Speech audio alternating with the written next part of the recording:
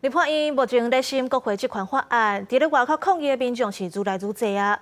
有公民团体发起串联的活动，伫全台湾7县市做伙来抗议。中岛进前咧，这间立法院外口就超过5000人啊，目前是已经有1万人左右。为着要避免发生意外，中央是派400个警察来维安，立委要出入拢会护送。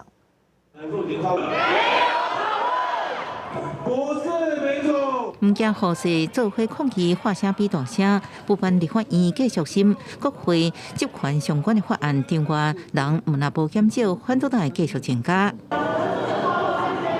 真侪民众到现场，情绪真激烈，客满青岛东路，也各式的手帮一个比一个有创意。另外一边这南路也愈来愈多人，现场老中青拢有，各有高中生请假上班上班。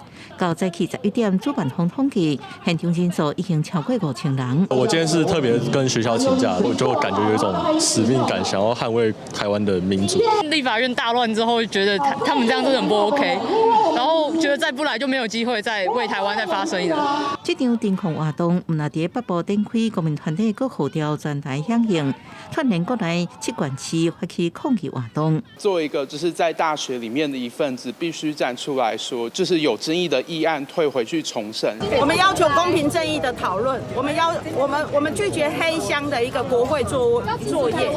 议场内底闹哄哄，立法院外口也有关分配，就惊冲突发生。中央也有关警力戒备，出动200人到场，200人抬兵，另外也设具备。